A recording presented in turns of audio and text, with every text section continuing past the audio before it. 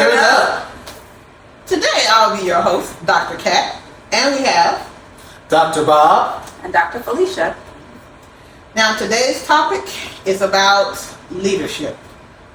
Not necessarily just leadership, but in particular, bosses. So we're going to talk about either leadership in administration. It may be your direct boss. It might be just a supervisor, or it might be a manager.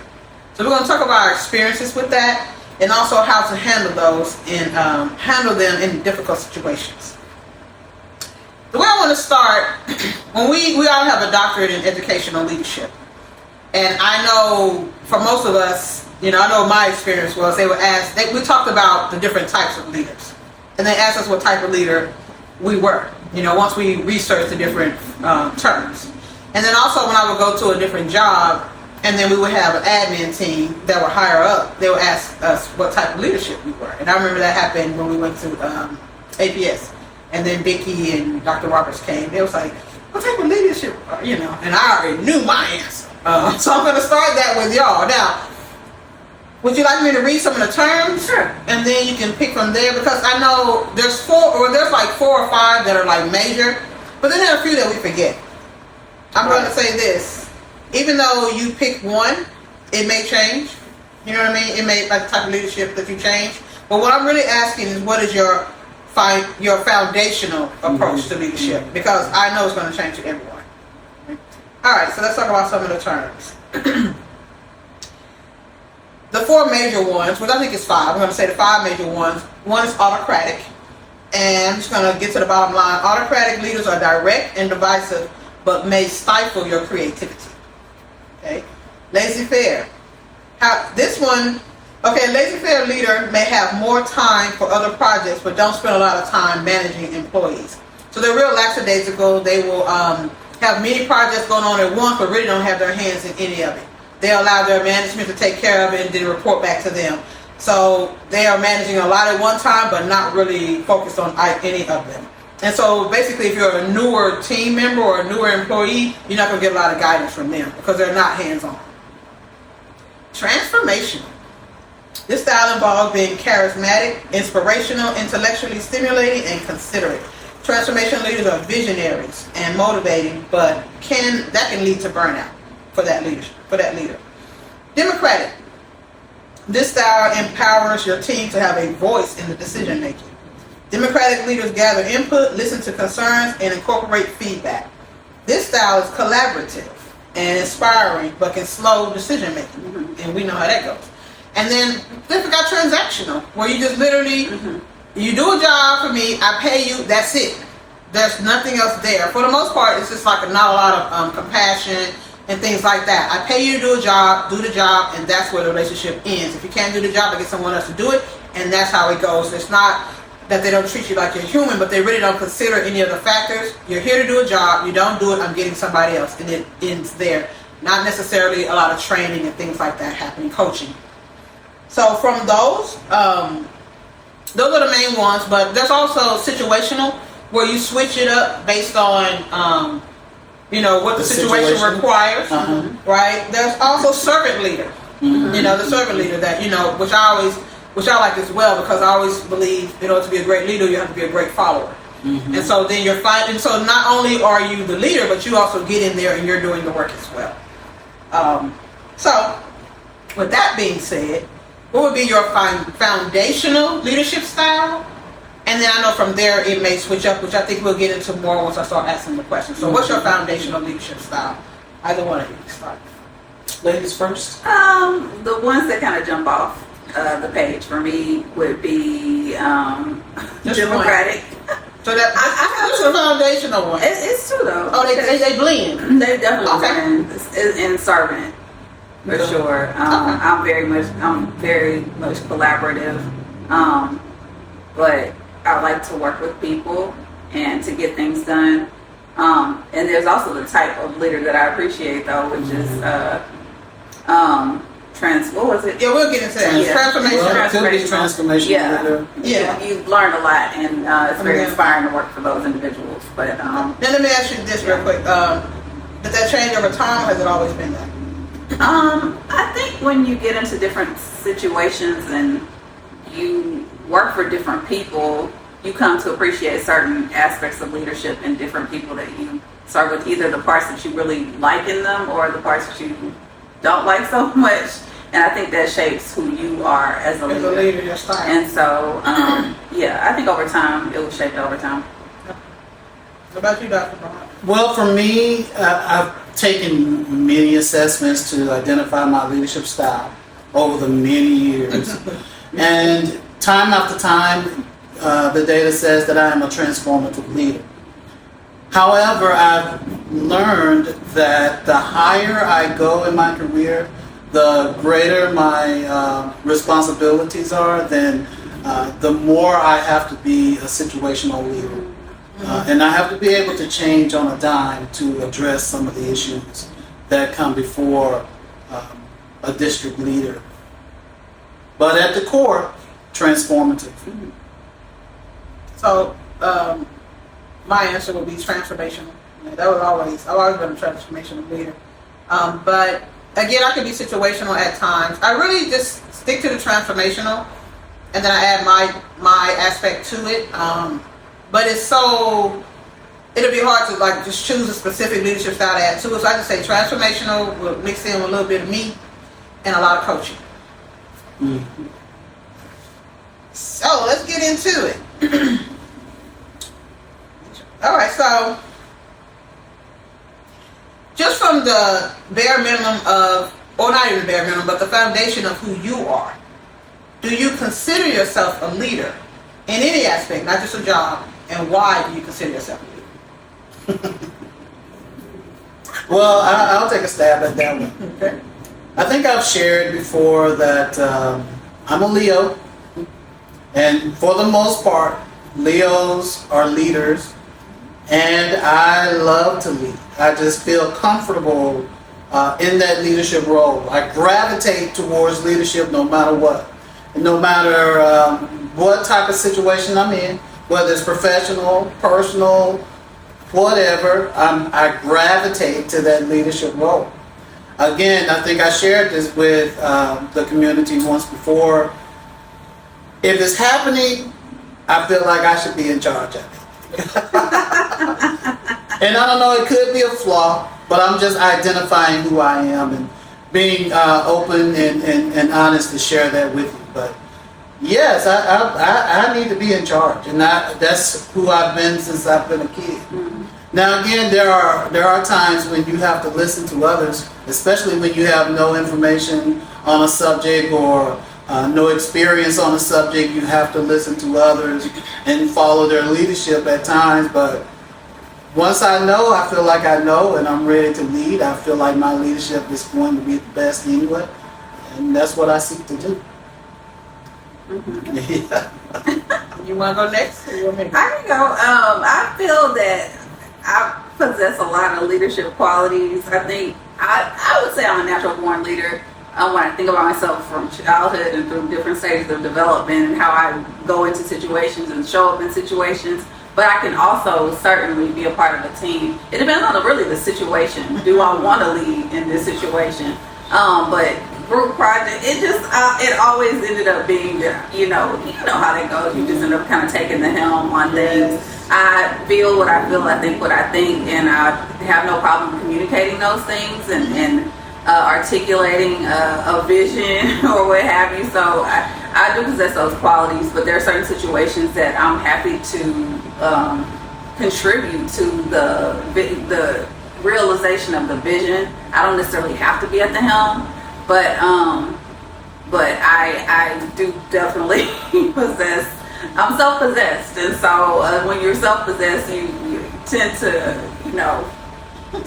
lean towards leading situations because you know what you want the outcome to be, and you don't expect to get there by happenstance. Mm-hmm. And so there are particular things you have to walk out to get there. And if there's no one kind of just showing up to get us there, then yes, I'm definitely. I don't leave things to chance in that way. So. Right. Well, for me, yes, I was born to lead. Yeah, and I would say it just was a natural thing for me. I just will find myself in situations, and I'm not a person. I'm not going to take over. You know, I'm not going to take over. I'm going to sit back and I'm going to listen. Now, because if you can lead and you lead well, then I have a relief in me. Because I always think when I go in a situation, I got to take it over because they don't know what they're doing. Right. But when I find that you can, then I can sit back and I can relax. But I cannot be led by someone who can't lead. That has always been an issue for me. And that's how I knew. I was like, oh yeah, because you're a leader. And I don't mind being led if you know what you're doing. If you don't, I'm going to take over or I'm going to lead. And I'm going to say this too. I don't have to be the head leader. But whatever you put me over, I'm going to lead it. I'm not an in-between person. So either I'm going to lead it on like everybody, or I'm going to lead what I'm doing. But I'm not going to be the person that's going to keep giving the feedback. I mean, keep having to have meetings with you about what I'm leading. I'm not that person. You know what I mean? I have to be the end all be all of whatever I'm over, even if I have a boss. You know what I mean? But if you put me over something, then I'm going to lead this. And if you tell me to do something differently, meaning my boss, I have an issue with that. Probably shouldn't, but I do. I'm just being honest. I have to lead whatever I'm leading. When I was a teacher, I led my class. The principal would come, he's not the leader of this class. I am. So he could be the leader of the building, but I lead this room. So whatever I am, I take charge of it. I always hope that I don't have to. But if it needs a leader and the person is not doing it, I'm going to take over. It's going to happen, or I'm going to lead. And I have no problem doing that, even though there are times where I really don't want to. But you do what you have to do. You talk about being a born leader. I know the two of you have to. I can give it that. I know you have to struggle sometimes being with me, because I'm going to take over. Well, I think we all figured, we know that about each other. Yeah.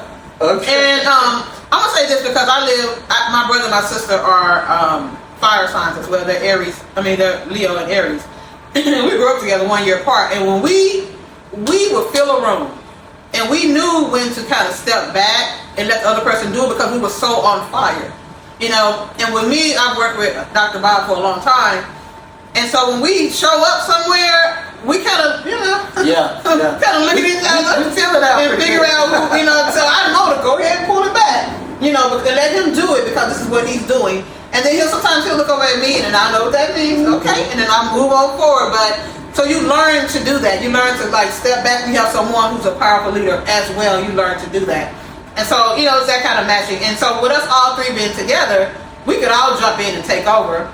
Because sometimes because I'm sure we all do have these thoughts going in our head, but someone is talking at that time. So you kind of let them have it. You know what I mean? When we all could literally talk over each other if we wanted to, because we all could be the experts on most situations. So yeah. We realize that on the other side of that leadership coin is followership. And to be a good leader, you really need to develop your ability to follow as well. And it's not something that just comes automatically, especially when you feel in your spirit and your inside that you can do it. You desire to do it. You desire to be that leader. And then there are others who desire to be that follower, and they don't want anything to do with it. They want you to lead them. But I think it's important that you develop both sides of that coin. Sure. Now, I will say for me, when I see a good leader, it inspires me. It just, oh man, I get excited. I just want to be around them. I just want some of that energy. Yeah. Just let me be around them. Good leadership inspires me. And I like to provide good leadership, and I would hope that it inspires others. So when I'm in a leadership role and it has inspired someone and they want to just be a part of that, I'm open to sharing what I have with them, because I'm that person in time, and I just want to be a part of that as well. Good leadership is good stuff. It is, and I do pride myself as being a good follower, because I am. And because I know when I lead, I expect you to follow. And so I try to make sure I do that as well, because I've had many leaders and bosses, and it's sad to say, but I have had many that they didn't know what they were doing. And, you know, they're leading you to hell, basically, and you had to go. And I didn't like that. But for me, if I were to, you know, rebel in some kind of way, I would let them know that I'm doing it. Like, I'm not going to hide my hand. I'm, you know, they want us to do a certain thing, I let you know. You come to my classroom, you're not going to see that. I'm going to tell you right now. Oh, here you go. It's not. I said, because this is a better way. You know, then they would come and they would see it. So I wouldn't, just wait for them to show up and be like, no, if I wasn't going to do it, I'm going to let you know, because again, I did respect the leadership. I did respect it. And I knew that I wanted to be the best follower I could be, because when I lead, that's what I expected in return. So I made sure I gave that. So yeah, and then when I did see great leadership, like you said, I would be like, I would just be in awe. And I would soak it up, because that's something else I could learn from and add to my repertoire, because I knew eventually I'll be back in a leadership role. So yes, fully cyclical. All right, so specifically talking about a job or work capacity. Now, what type of leader are you? And I don't mean by transactional, situational, all of that. Are you compassionate? Are you giving? Do you get your hands dirty? What type of leader are you? So say they put you over a certain amount of people or a project. What type of leader are you in that situation as far as work goes? Because I didn't know when y'all answered the leadership style, if you were going to talk about, leading your household and things like that. Mm-hmm. Mm-hmm. Well, as it relates to work, I'm still transformative, but I guess you could say I am a servant as well, because I get in there, I get my hands dirty. I not only point them into the right direction, I show them the right direction. And that way, when I walk away, I know that they know exactly what I want. Because I am a transformative leader, I realize that not everyone that I lead is that, and they're not going to be able to see the vision. Right. So I show them their part before I walk away, so that even if you can't see the entire picture, you understand what your role is and you know how to fulfill your role before I walk away from that situation. So yes, I might demonstrate, I might train and teach and show you before I walk away. But yeah, I'm still transformative, but not afraid to get my hands dirty. Yeah, I would say servant for sure, because there's the organizational mission and vision that we're all responsible for doing our part to achieve. But within that, I really take pride in building capacity in individuals and organizations. Like I love when you said a moment ago, Dr. Katrina, about I'm doing it this way because it's a better way. Mm-hmm. And sometimes in application we find that, and I found that oftentimes I could find a better way of doing something, a more effective or efficient way of doing things that maybe wasn't lining up in the policy book, but maybe it was better for students, And so I found that quite often. And so my goal at the end of the day is to build capacity in the people, and while also achieving whatever the objective of a project or the organization's objective and vision or mission was in at that time. So I would say servant. Well, I'm like I said, I'm still transformational. But as a leader, what I used to sit back and I look at the strengths of everyone and then see how I can use them. From there, I like to empower. So, if I send you out to do something, then go get it done. And if I ask you about it, it's like, well, so-and-so, excuse me, like, aren't you over this? Then go get it done. So I empower them to be empowered. Because a lot of times they're like, well, I know I'm over it, but no, you don't have to keep coming back and forth and checking with me. I don't mind you wanting feedback and want to make sure we're on the same page. But in the beginning, I'll tell you what I want. And I'll give you an example and show you the standard of it. From there, I need you to go and do it. I don't need you to necessarily do it the way I would do it. But I know sometimes when people really respect the way you do things, they only want to do it your way. But I'm like, no, you need to find who you are in this. But in the end, get it done. So I don't mind. I coach a lot. That's my leadership style too. I do a whole lot of coaching.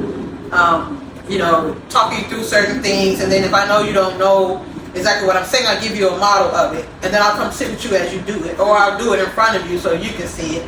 But once I release you, you're released. I don't like to hold hand, but I find that a lot of people will want you to do that because they just want to please you. Which is why I think the motivational come in and this inspirational part comes in. Some people be so inspired, they don't want to get it wrong, So I find that a lot. And I have to, kind of push back on that and be like, no, I need you to go do it. No, you do it first, and then I'll give you my feedback on it. But they want me to hand it to them the way I did it, and they want to tweak it. Yeah. No, you need to find yourself, in it. And so I have to learn to do that only because I will definitely take something over. Mm-hmm. and be like, this is how I want it, and here you go. That's so easy for me, but I had to teach myself not to do that. So as a leader now, I do more coaching, but if I do find that you need help with your workload or whatever, and I know something I can do, and this is my rule of thumb as well as a leader, if you know how to do it already, then I'll help you. If you don't, then I'm going to teach you. So let's say, for example, I need you to create a document or something like that, and I know you just don't have time to do it, and it's tedious work, then I'll do it. But if I know you don't know how to do it, then I'm going to sit down with you, and I'm going to do it with you before I do it for you. So I don't mind jumping in and helping, but I'm only going to help. If it's a coaching session and something different, then we'll do that, at another time. But I'm not going to do your work for you, in a sense, is what I'm saying. Unless it's just literally just helping out. But if you don't know how to do it, you're going to be able to pass it. All right, so when was the time you had to make a hard decision in leadership, and how did you deal with it? Well, my whole career is about hard decisions. Again, the more experience you get, the higher you go in responsibilities and in your different levels of leadership, the more the decisions, quote unquote, count. Mm-hmm. The more repercussions that could come from those decisions. Yeah, you're the bottom line. Yeah, you're it. Not just for yourself, but for sometimes thousands of people. You're the one. Your word is the word. So there were many situations where I was in a position to make serious decisions. Mm-hmm. One that was financial, for example. When I took over the last district that I was in, within the first week I found out that the district was in financial strain. And the bankers come out, they had this meeting with you, impromptu, just show up. And then they tell you, you got to fix this by this date or we're going to have a different conversation. By spring. And you just got, by spring. So you just got there not even 2 weeks in the position. In fact, you haven't even had the celebration to celebrate your new role yet.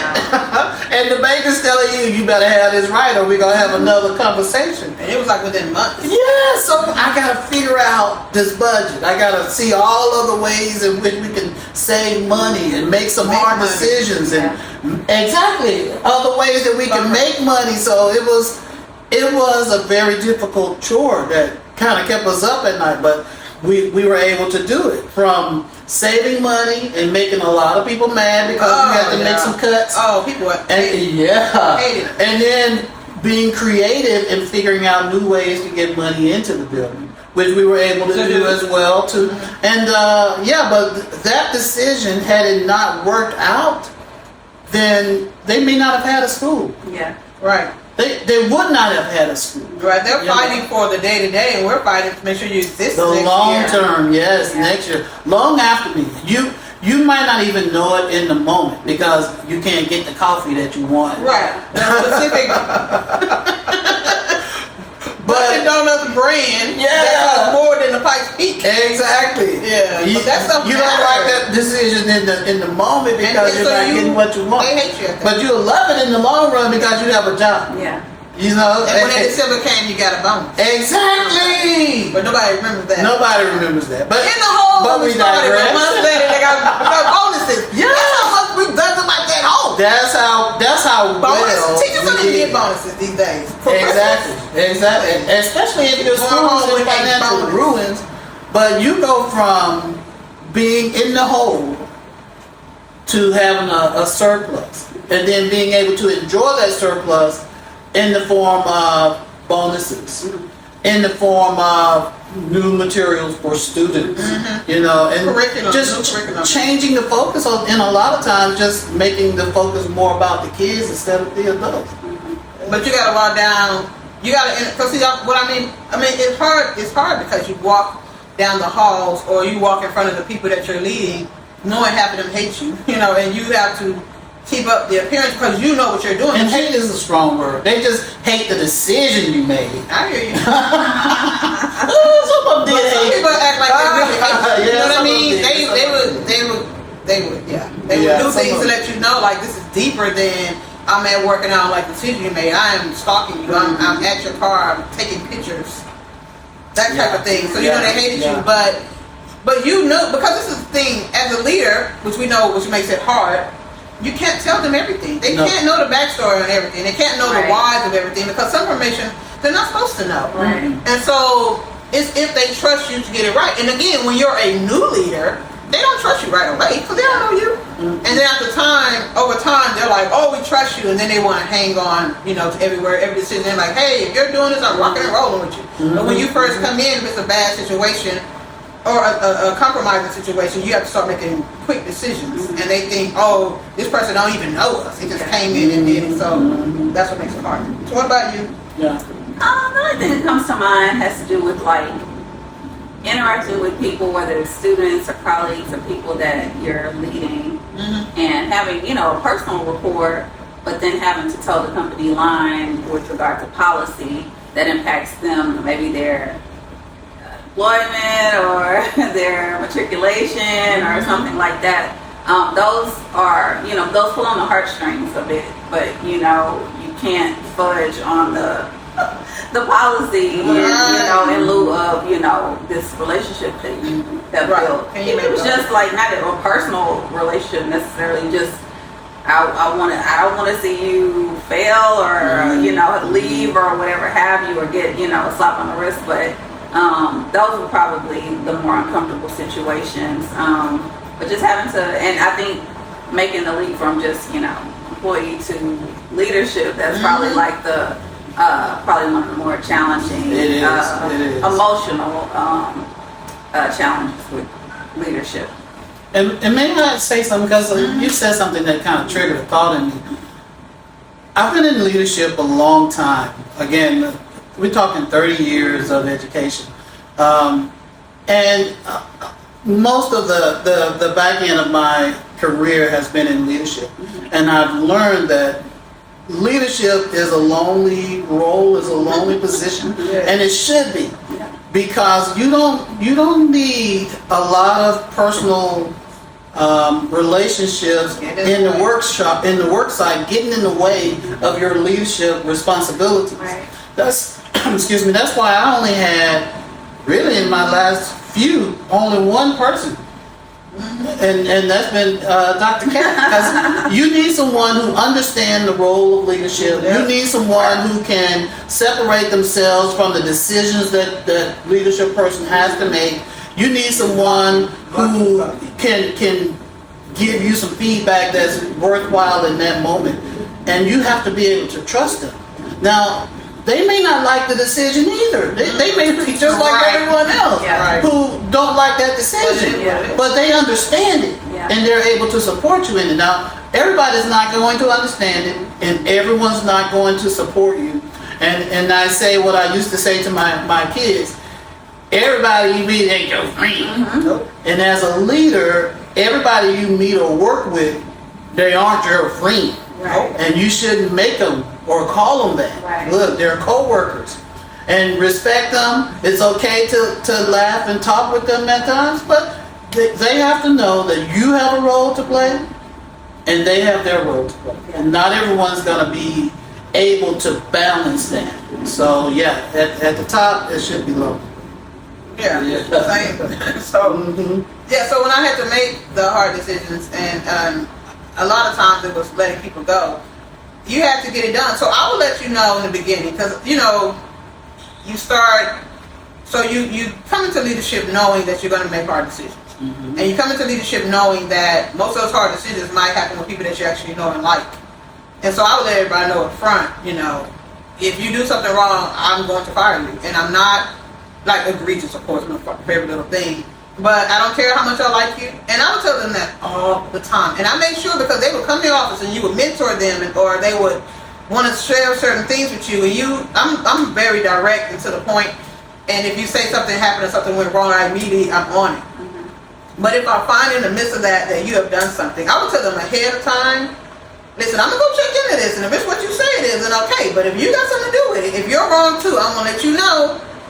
I'm going to let you go too. So just know that. And so we would be rocking and rolling for a while, but eventually if they were to do something wrong and then I would have to call them in, it became an issue. Then it was, oh, I'm scared to come in, what do you want? And, well, listen, I already told you. So they knew ahead of time that they couldn't cross the line with me because we were not going to do that. But then I also found in certain leadership situations where I couldn't interact at all with the people because I was always the investigator and I couldn't have a relationship with you because then I wouldn't be able to investigate the things that happened in the workplace. So then I would separate myself and they would say I'm antisocial. Oh, I don't never see her. She don't never come.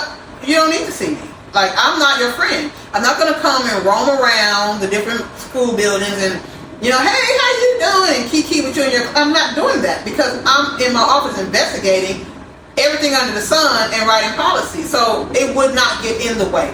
And I never wanted to be a situation where I couldn't investigate something because they're like, oh, I see her talking to her all the time. And they did. No, because it's very compromising. So it was hard for me to do that because sometimes you have to let go of people that you really knew were good people and you wanted to have compassion for them. But if you uphold the policy for everyone, you have to uphold it for everyone. And so I would, let them go and really feel some kind of way about it for a very long time. It would just sit on my spirit, but it was what it was. And so for me in leadership, that was what the hard decisions were for me. Literally the firing part. And I've done other things that were pretty hard, but not as hard as that. Not as hard as being a part of a hiring of someone, and then their direct report is steady coming to you saying this person did this person did that, and you're like, what is wrong with this? In your mind is what you're saying, and you knew it was going to come down to having to fire them. So when they knew they was getting fired, who's the first person they come to? They come to me. Mm-hmm. And I'm sitting back here with all the information. I know you did the wrong thing, but it's like, now you're the victim, and you come to me and you want to pour your heart out to me, this and that, and I will always remind them, well, hey, what does the policy say? Well, this and that. Well, listen, we go by the policy. You know that, right? Yeah. And then I'm letting you know I'm going to fire you if I have to. I'm just going to let you know. And then so then they walk away and then they're upset, for me, I've had a lot of people come back later and be like, well, are we okay? I just want to make sure I'm okay with you. Even though they got fired, they still want to make sure we maintain. They still have so much respect for me, they were able to maintain that with me. But I'm on this end thinking, oh Lord, I got another hater, But it didn't always end that way. But that was the hardest thing for me, was to fire people that I actually, cared about as a coworker.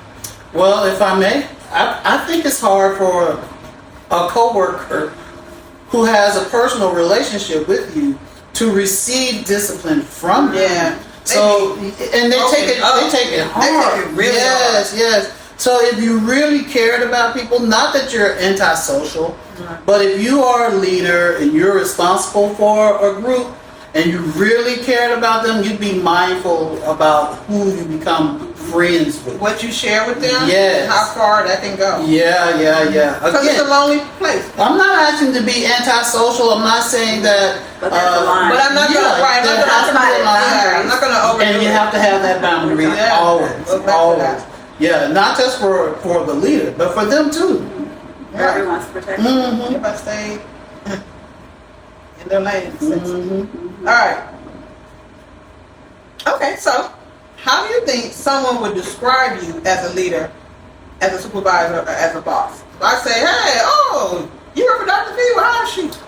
Or you work for Dr. Bob, well, how is he? Mm-hmm. How would you think, if someone reflects on your leadership with them, what would they say about you? I think they would see me as kind, empathetic, but fair. Willing to help, but I'm clear also. We keep talking about this being clarity is kind, so I think one of the biggest things I learned is that expectations, everybody understands what the expectations are at the outset is so important, and then those intermittent check-ins to make sure everybody's on the same page, so there are no surprises later. You kind of spoken to that already, but yes, I think empathetic and fair. Well, empathetic wouldn't be the word that we use, really. Hard but fair. Some of them might. It depends. If they really knew me, they would say empathetic. But for the most part, hard but fair. I'm going to hold you to a high standard. I believe the people we work for deserve it. And especially being in the field of education where your primary client is a student who is a minor and you hold their lives in your hands, I believe we have to be hard on our subordinates. But we be fair. Right. I think most of them will say he's going to go by the book. Because not only am I going to study the policies that are in place, I'm going to be mindful to create the policies we need to be better.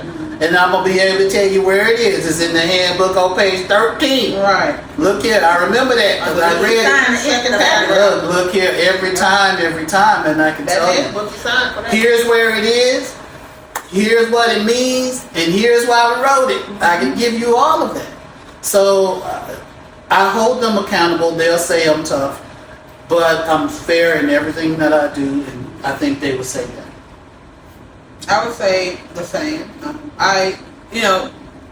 We've been in education for the majority of our careers. And so I have to always remind adults that we're student focused. We're not adult focused. So when we write our policies and have our rules, they're to keep the students safe, make sure the students are academically successful. It's about the students. Now, we do have compassion for adults. So there were a lot of things in place to make sure adults were comfortable too, because these are the tools we put in front of students. So we were very mindful of how we treated adults. But in the end, if there was going to be some sacrifice, it wasn't going to be on the behalf of the students. It was going to be on the adults, because I just always thought back to, we're a service industry, right?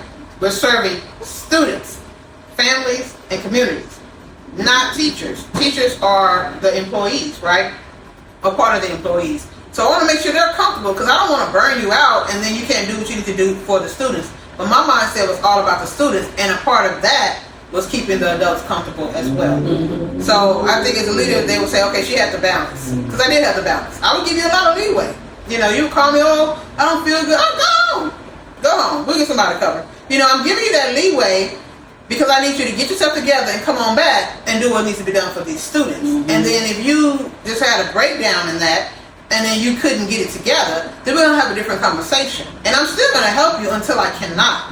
But in the end, they put me over an organization where we have to make sure we were serving students. And I have to make sure that keeps going no matter what.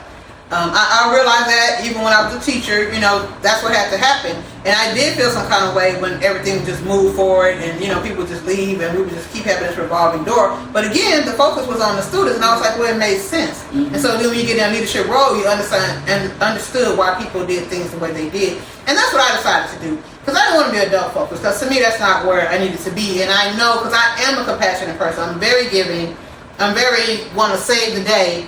And I knew if I got engrossed in that instead of what my main purpose was, because it's easy to do, because I'm an adult, I deal with adults. I don't even deal with the kids anymore because I'm no longer teaching and coaching.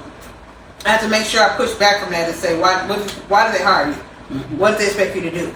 All right, get this done. And what policy did you write for the students? All right, well, this adult is not upholding it, then what do you need to do? So for me, I think they will say she's very balanced. Yeah, she's very, giving and compassionate until she's not. And I shoot from the hip. I'm going to tell you what it is. I'll give you all these chances, but you do this one thing, there will be no more discussion. We're done. And so by being that clear, like you're saying, clarity is very, very much kind. I was being kind to them because they didn't have to think about it. They didn't have to double back. So they was able to come back to me and be like, well, you said you was going to, and you did. Yeah, I did. And then we could laugh about it, or we could move on from it with no hard feelings, because I let you know up front. I didn't pretend to be your friend, because I was not. And then you feel some kind of way, like I betrayed you. I didn't betray you. I was always your boss, and you knew that, and I let you know that up front. So I think they would say I'm fair and very much balanced. Okay, we're gonna start with the glows instead of the bros, right?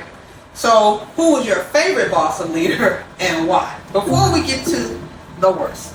Oh goodness. So who was your favorite boss or leader, and why? Were they your favorite, or what did they teach you, and what did you take with you as a leader from your favorite boss or leader? My favorite boss or leader he wasn't even my direct boss. He was like one boss. There was a boss between. But we worked together a lot. We collaborated on projects and things like that. He would tap me to do things. I appreciated that. Building capacity, growing me as a leader in that particular field that I was working. It was still education, but at that time it was fundraising and education. And so he mentored me. He took a lot of time with me. He was just a lot of integrity, high integrity. I appreciated that, and he always, even when he left. We experienced a merger, my college with another university, and so when he was leaving, going to another university, I didn't know this at the time, but I found out later that he had left word with leadership to look out for 3 people, and I was one of those 3. And so that he never told me that. It wasn't like a feather in his cap or like anything.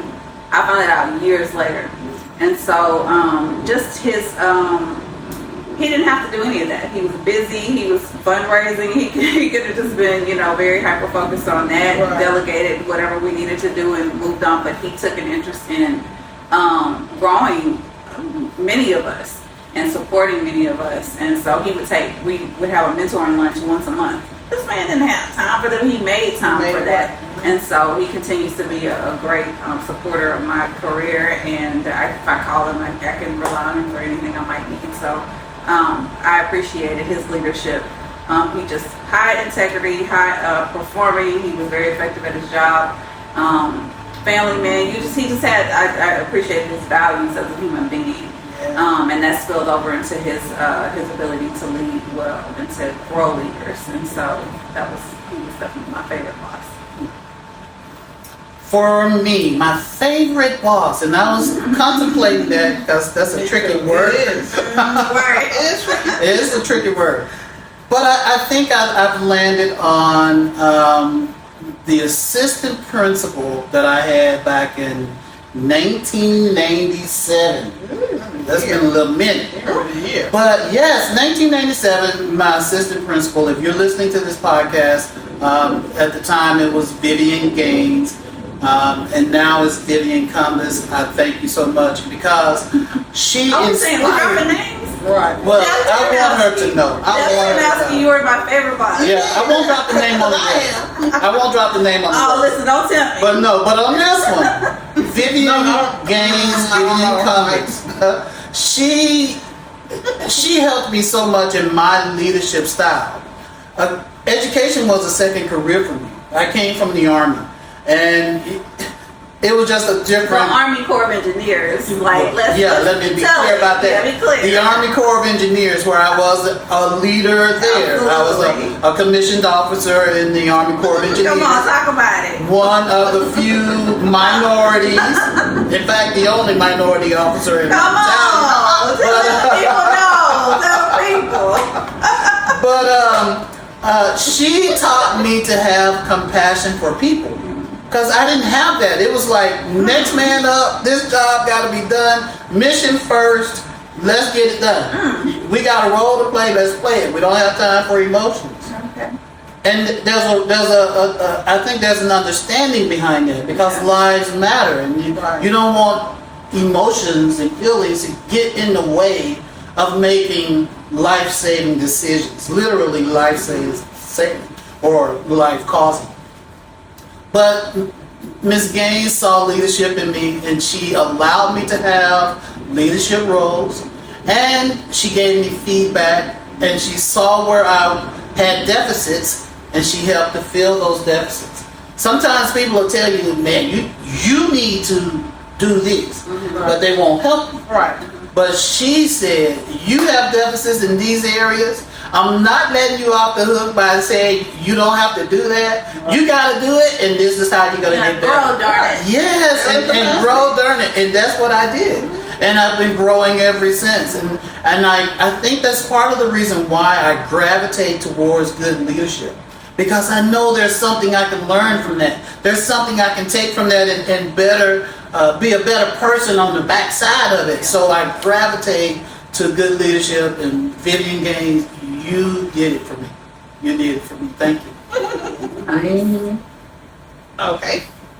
Well, mine, this might be a surprise, you might not. But it was sort of a combination of two together. There was like a duo bosses for me. Of course, Dr. Massey and Dr. Dickey. Mm-hmm. They were a force, and they recruited a force. So we were all a force together. And when I tell I learned so much from them, as far as leadership goes, they really gave you your authority. You know, they're like, hey, you're hired. We know you. We see the abilities that you have. You know what I mean? We see what you can do. So I need you to go out and get it done. There was never a micromanaging thing going on. You know, with us, it was like, oh my God, like, you giving us all this trust. Let me make sure I don't let you down. But it was like, go out and get it done. It empowered you so much that you did an excellent job. And that's where I got the empowerment from. It's like, let me continue to empower because I know what that felt like. Now, empower people that know what they're doing. I wasn't going to empower somebody who don't know what they're doing. Like, you know, we're not doing that. But they empower you, and then from there, you elevate it in that way. And I just remember going out and making the position, you know, our own. And then from there, and I know you remember this too, I think you do. When the position was abolished, you know, it was a district level position, and now we have to all go our separate ways and do our own thing. And at the time, he was a CFO, CAO. He was both of the positions, and he saw us I think it was at a training or something. Maybe we were all kind of like standing around. I remember this vividly. We were outside, and he was walking outside. He was leaving. He was doing he was presenting. It was like one of his last meetings that he was doing. The superintendent was there, you know. But I remember he was walking out. And he said, I'm coming back for y'all. I remember that. And I was like, I do remember that. He was like, I'm coming back for y'all. We were like, yeah, right. This man was so busy, had so much to do, and he did. Yeah. He came back, and with his own company, you know, he was doing things, and he recruited us, you know, and we helped him along, you know, the beginning of the next phase of that for him when he was no longer working in the school system. So that was great, and we had a good relationship because it was always, you know, it's like he modeled to me. He showed us. So like, if he would tell us to do something, hey y'all, this is what we're gonna do. This is a plan for the district. Everybody sat down. We sat down together. He sat there at the head, and he told us specifically what he wanted. We would do it. We would all discuss it. We would hand it to him. He would look at it, tell you what's wrong with it. Like, it was that constant feedback. This is what I want. And then he's like, now this is what I want it to look like. Go out and disseminate it to everybody. And we would get up. We would orchestrate it, we would organize it, we would get it together, and we would go out and we would do it. And if we had to put in long hours, he was there with us. You know what I mean? Again, it was that empowerment, but at the same time, I'm going to hold your hand too, because you're a reflection of me. And when you went out, you knew you were a reflection of him. You know what I mean? And to me, that meant a lot, because he was such a great role model, or such a great leader, that when you reflected him, you automatically became a great leader. You get what I'm saying? So, and no leaders are perfect. I wouldn't say he was perfect, but just very much the type of leader that I wanted to be in so many ways, but not, of course, not in every way. And I would say the associate superintendent, Dr. Massey, that was our direct report, same thing. They were so much of birds of a feather, like cut from the same cloth. And I used to be in such awe of a lot of stuff I would see them do.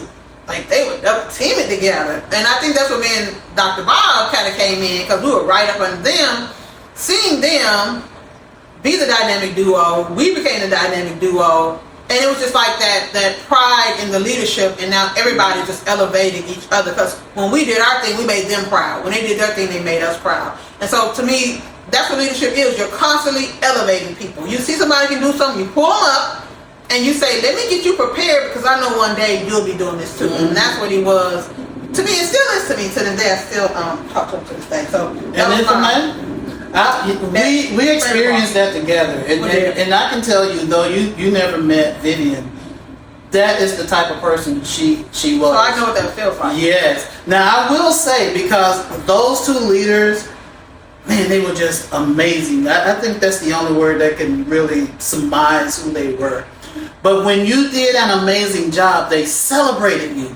And they made you feel good about being a good leader. It made you want to be even better. And I think it sharpened us. We came to the table with abilities. And all we needed was an opportunity to show it, which they gave it to us when they gave us autonomy to do what we do. Whatever we needed to do. And then when we did that good job, they would always give us that feedback, and they would always give us that accolade that we needed to keep going, to continue to push ourselves harder. And man, I mean, they were excellent. I was working hard and glad to be doing When I tell you, every day you wake up and want to go to work, I've never, ever, and I've had other good bosses now, I really have. I had two, my first two principals were amazing, and they just were the epitome of what a good boss was as well. But I wasn't elevated, and I'm just gonna be honest, I wasn't elevated with them. But with these two, it elevated me, and it really showed, because they were very appreciative of what I did. But I wasn't allowed to do much. You know what I mean? Yeah. And I just liked the opportunity to do a lot. And of course, there was some trust there because we were new to it. This was a brand new, our team was called the transformational team. Yeah, absolutely. So we were there to transform some things. And they made it very clear, you better go in there and look like help. And that's what we did. But they could have held our hand though. They could have been like, before you do this, call me. No, they just said, go get it done. Yeah. And when they were like, we're on our way. And we had to set the foundation for when they showed up, and we had to make sure it was right. It was very hard, but at the same time, I never had a day where I did not want to go to work. Yeah. It was that inspiring, even though it was very much hard. Very much hard. But I loved it. So that's what made that my favorite boss. Like, be hard, shoot from the hip, because they shot from the hip. Yeah, they did. They were not miss words. They were honest, and they were clear. Very much. And if you did something wrong, they let you know that too. Yeah. Like, we're not having this. So yeah. And I don't know if this is one of your questions or not, but this is just, I'd say on my heart. Right. I believe when good leadership is elevated for people to see, to examine, and even to emulate, it just draws people in and it makes them want to be a part of that. Yes. And that is what those two people did.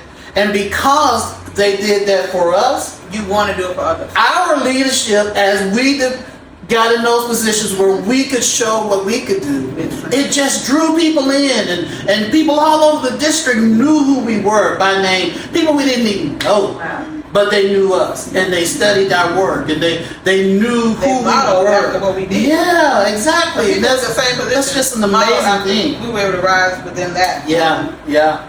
And I just remember when I was getting my doctorate, and I told you this before, and they were asking us, well, what did you get out of this so far? My first residency, they wanted to know, like, what have you learned? And I thought, nothing. Because honestly, a lot of stuff I knew, because I had been in leadership positions before I got my doctorate, so I was like, But when I read that line that said, leaders show people how to be, that was it for me. Because I was like, oh, you shouldn't have to open your mouth. There's nothing you have to say. You just be. And from there, people are going to see what they want, what you're modeling, and what they want to take from that, and they're going to come to you and say, hey, can you teach me how to do this? I got that so much from people. And like, they would just walk up and say, like, where do you buy your clothes? You know what I mean? Yeah. Or how did you learn to do this? Or, how did you learn to talk about this? And like, everything, and I do not. But if I want to speak about something, I made sure I was informed about it. And it was like, well, how did you do that? Like, how do you, or they would come up with simple things like, what do you eat? How do you get your hair like that? It was just the craziest thing. And then I would get into, I make this and I make that. And I'm just like, they was like, I want to do that too. And so you always sharing things. But I never had to say, hey, do you want this? Hey, do you want that? I just showed them how to be. And when they saw what they liked and how they wanted to be led or what they wanted to take from you, then they would come up to me and say, hey, can you teach me this? And everybody wants to be your mentee. That's how you know too. Yeah. Can't be everybody's mentor, and don't do that. Can't be everybody's mentor. You can't do it. Don't do it because if you're not already. They're not. Some people are not ready for your leadership. But if you do it, I would say just be very specific and make sure you pick like one or two at a time because you need to give them your all and really build that one. With specific goals because that'll consume your life. Yeah. Because they'll have everything. Well, that's about. I'm trying to get into that with our. What y'all think? All right. Yeah, I hear you. So now, we're going to now transition to who was your worst boss or leader and why? Oh my goodness. I know mine. It's hard to even pick. I've had some Me too. I've had Just one. doozies. I've had some really terrible bosses. Me too. And I don't even know where to begin. I have to It's like kind a of go through composite. all of them, yeah. So, my goodness. So, there was one boss that oh my gosh, I had some bad bosses. One boss, I don't even know. It seemed like we were good. It was a team of women, mostly black women, as a matter of fact, and a black woman at the helm. And seems like everything was good at first. And then at some point, things flipped, and I could not tell you why. It just, she began to just be very passive aggressive with all of us. Like it was like we all could get it. It just seemed unprompted, but that went on for a while until, you know, I left that particular role in that institution. I ended up getting another role in the same institution, but she continued her reign of tyranny there until she left. It was really bad. Just, I still don't understand it. I've had a boss who was, prior to that, who was older and male and white, and I think he was a good person overall, but I think culturally, because he grew up in a particular time and in the South, that came through in a lot of the behaviors. I don't think there was anything he did that he would ever think was anything wrong with that, but it was hard. I pretty much was looking for a job every day while I worked there. That's how you know. It's hard to look for a job while you're in a job. It was a stressful job. It was an interesting. I just was like, is this really happening? Like I don't even know. Is it microaggressions when they're not aware? I guess it is, but They still don't have to be aware. Yeah. He just did not seem to be aware at all. And I was like, I'm not here to teach a 75-year-old man. Right. You know, like I need to exit stage left. So that was kind of crazy. And then more recently. This was an interesting scenario, and I think it was because it ties back to boundaries. When you try to establish boundaries in a place with certain people, it seems that they may take that as a level of disrespect, even if that was not the way it was intended or even delivered. But I was on the receiving end of some retaliatory behaviors because of that, and so it made work very challenging. And so I could get into the details, but I don't want to drag the conversation. Right. But those are the ones that rushed to mind that were just made work fit, because I just want to come to work and do what I'm supposed to do and do my thing and go to the house, and people's egos or people's biases and people's, whatever isms, they come with, it will cause, it can cause interpersonal issues in the workplace. And so I think maybe one of those bosses, one of the previous ones, I think maybe she was dealing with a personal situation or personal life. That's the only thing that I can kind of point to, but I think but again, it behooves us as leaders, like, to, you have a responsibility to the people who you're leading to not bring that to them, to not let that impact the work, and so I was able to pull from all of those scenarios to just be, like you were saying, you were able to pull from those examples that you had, and you saw the type of leader that you wanted to be. So good or bad, there's something to learn in all those scenarios. But it was, it made life difficult. But what I'll say, just to pan out a little bit, I think sometimes those difficult situations come to push us to what's next in our own lives. So make it unbearable, keep it moving. Yeah, you can kind of get so consumed in the craziness of it, but you look at it, the bigger picture, it's like, okay, maybe it's time to move on. Sign. Well, being a leader for so many years, part of my job requires me to evaluate other leaders. But at the same time, it's difficult when you say worst.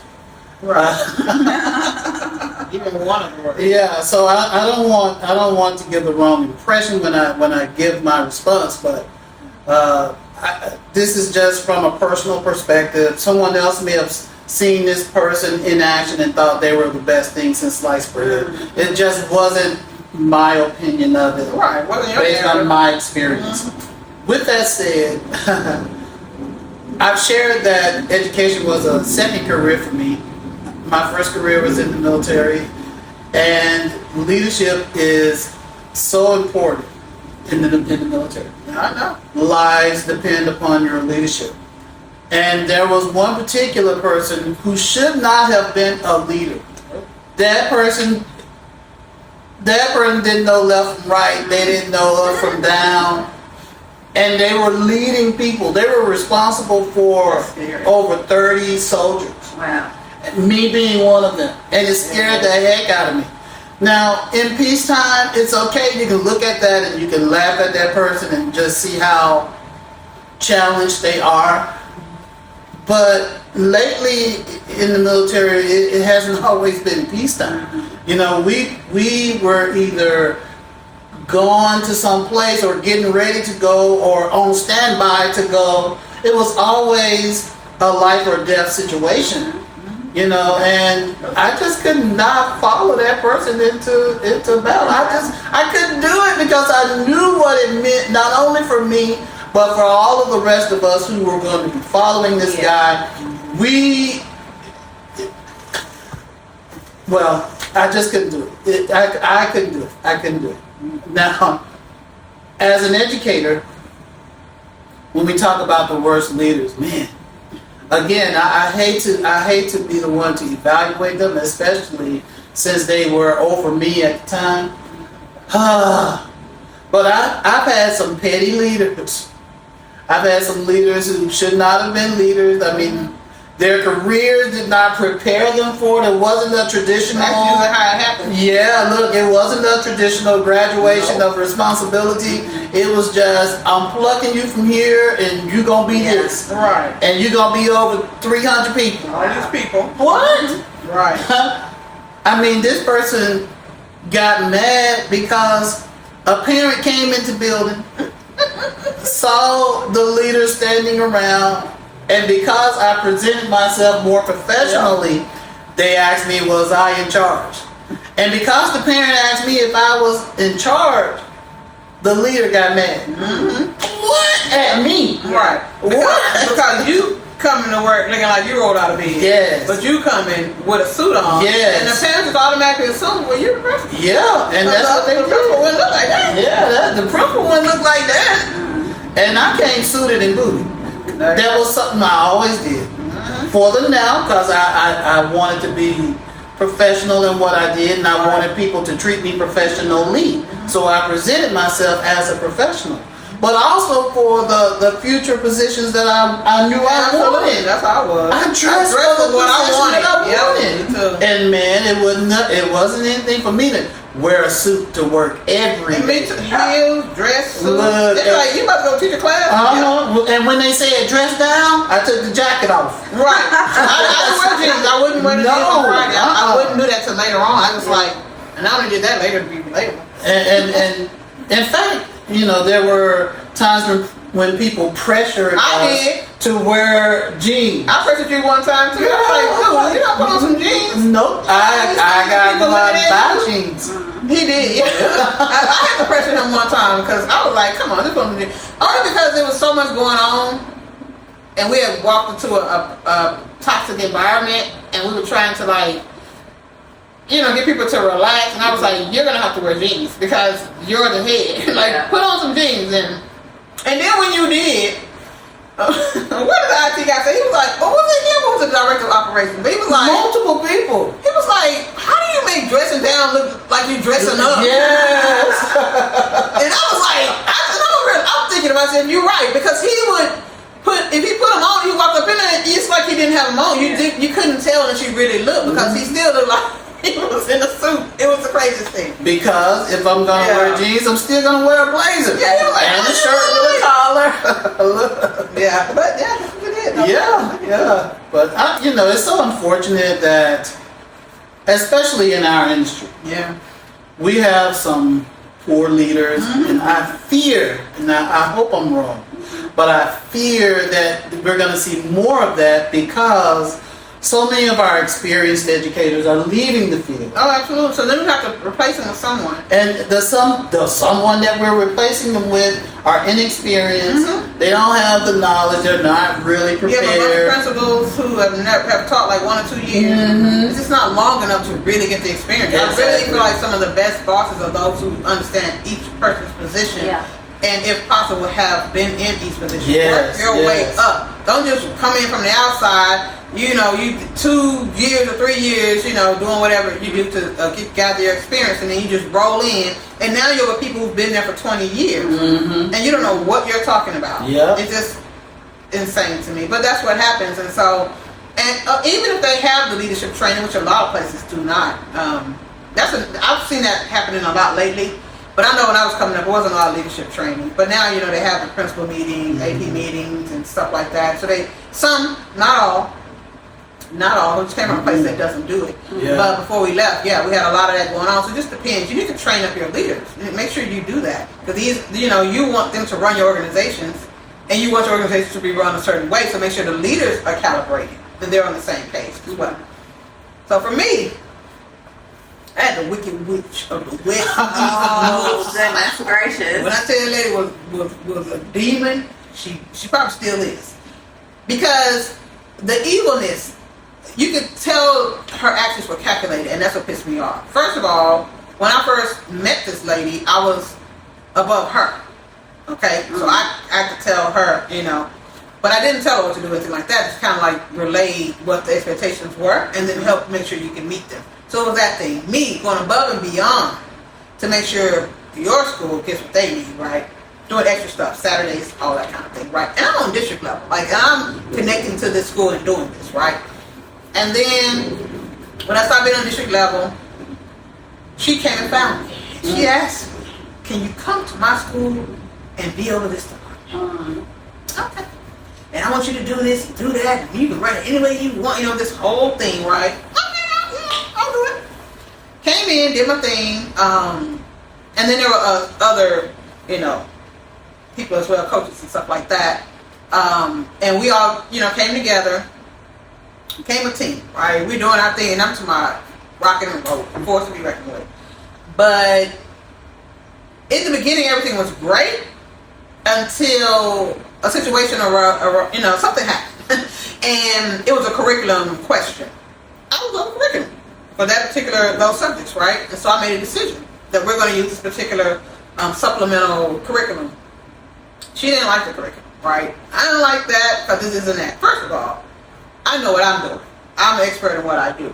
And a lot of times curriculum, it's not that they're bad, you just don't know what to do with them. Yeah. And then with every curriculum, most curriculums are missing something, and we already know that. Most curriculums, unless you specifically purchase them or procure them to match your standards, you're going to get a hodgepodge of all kinds of things. But in the end, they are part of the foundation of whatever that subject matter is. So you're able to use what you can use, right? You don't throw the good out with the bad.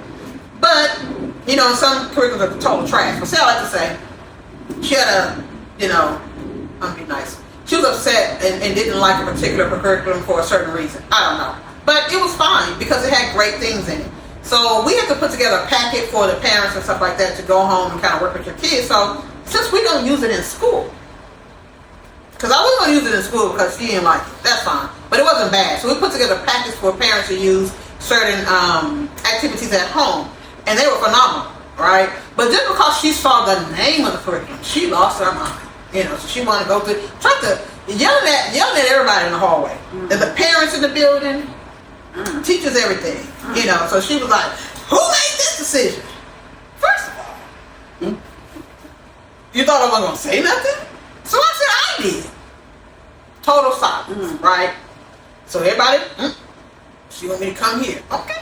Went over to the side. We kind of talked about it and everything. And I'm like, because this isn't that. And so for me, because I knew she didn't like it, I was like, okay, I'm not going to use it during the school day because that's fine. I know she doesn't like it. Yeah. But this resource was amazing. There was no money for anything else, and it was free. So we were using this one because you told me to get this done and so that's what I did. Yeah. From that moment on, Oh. when I tell you everything went downhill, very evil, very calculated, want to call me out in meetings, do this, do that. We had never had an 03. And the question that I'm going to ask you about and what y'all think, talking about O3s. Never had an O3. Now you want to have an O3. Okay, well, let's have this O3. So we had O3, you asking me stuff that didn't make sense. You asking me stuff where you could kind of like micromanage me at this point. Don't do that, because we were not doing that before. You know I know what I'm doing, because what did we do for you before? Mm-hmm. Made you principal. You better tell me. And now you're going to question me because you're mad at me because of something that simple. But the way my bosses always became my worst bosses because I said no to them about something. And it was never anything major, but you set a boundary. Now all of a sudden they can't stand you. How dare you? Yeah. But before then you would think they worshiped the ground you walked on. You know what I mean? That's why another reason it taught me, don't ever make it seem like it's going to be something else. Yeah. That's why I have to keep reminding people, just so you know. Yeah. And I wasn't going to be rude and evil like she was to me, but I just want to let you know the hard decision had to be made. And that's what I learned from that. But keep it moving, just to sum it all up. She then got mad at all of us. Because the thing is, when a person is a bad boss, there are going to be other victims. There's somewhere. Yeah. You got people over here sick, oh, I love her, this and that. But yeah, she was great to them because they loved her and kissed her butt. But as soon as they said no to her, they was on the list. I made the list, they made the list too. So long story short, we get to the end of the year, and even though you went out and found this dream team, you then decide, I'm just going to cut every last one of y'all because I can't get y'all to do what I need y'all to do. That's insane. And then mind you, we had the place rocking and rolling like it was supposed to be. But it didn't matter how successful we were. Yeah. The fact that we said no to you about something or pushed back on or just gave you our expertise because that's why you hired us went downhill. So everybody got, kicked out basically. And you want to call it budget issues. That was a lie. Because you're going to stick to the same budget and just get other people to do it. And just change the title. That's kind of what that was. So we was like, okay, we'll go ahead and go. And then she had like one golden person she decided to keep, but they left too because they knew that once they said no to her, then they was going to be on the list too. Those are the type of bosses you can't deal with. But she was an evil witch and she's my nemesis to this day. All right. And actually has contacted me like we friends. Yeah. Ma'am, we are not. Okay? And you know who you are. So, for those who aren't familiar with O3, that's one-on-one. Well, we have to go into okay, good. Yeah, we're going to get to what O3 is about. But that is what it's one-on-one. All right. So my last question. This is sum it all up. Because we talked about our experiences in leadership, and we talked about the good examples, bad examples, and how we handle hard decisions. Well, saying all that to say, now that you've seen the perspective of people who actually led before, and for those who haven't led, so now you're listening to what we go through behind the scenes. My question is to y'all, what advice would you give someone who's trying to move up in leadership? What do they need to do to prepare for that, and what do they need to consider once they arrive? The first thing that comes to mind for me is to let it be known that you want to go into leadership. Let the people who are in leadership where you are, let them know that, particularly if you feel supported. If you don't feel supported, maybe that's not the route to go. But if there are resources at your organization or your institution, take advantage of those. If there are leadership trainings or programs, anything like that, I would say go there first, and then find a mentor or someone who will support you, whether it's your leader or just a leader in your building or even external to where you're working, but somebody who can kind of put you on the path and give you the game in a sense of how to take those steps. I think if you want to be in leadership, that's where to start. And then, start learning. There's tons of books out there on leadership. And you can take what you will from those situations, but a lot of it is, you guys, I'm sure, know it's like you learn in, it's trial by fire. Certainly, but if you're just wanting to, break into leadership, I think that's the way to start. And then do your best to learn, but be committed to being a person of integrity, high character, and try to transcend the management thing, which to me is the transactional thing. And leading that's a bigger, fish. In a sense, it's more encompassing. It's a broader view. It's broader. Managing things is one thing. Leading is next level. And visionary. Study. make sure that that's what you really want. It may be that some people think that, oh, that's just the natural next step in my career, but then you find like, okay, I just want to be on a team and contribute. I want to make more money, so I just thought, whatever the case may be, be clear about leadership is. You take that home with you. You don't just shut it off. You know what I mean? And so I think it's important to understand what being a leader encompasses. Make it known that you want to be. Don't just take assumptions and be applying just willy-nilly for leadership roles. Tell people what to do. Right. Because the people who are in leadership where you are can put you in a position of just kind of building the leadership qualities in you as you prepare for an opportunity that may come open down the line. But that's what I would say. And I think that's good advice. I think for any leader, they would be good to share that with a subordinate or someone who wants to be where they are or become a leader. Do your homework. Do your homework and know that it's not as easy as I make it look. Right. Good leaders make leadership look easy. And people want that easy. They want that. I want to be that. I want to be that. Please know what it is you're asking for. Because I make it look good, but there's a lot of hard work. I'm always studying my position. I'm always studying how to be better. I'm always observing other people in that role.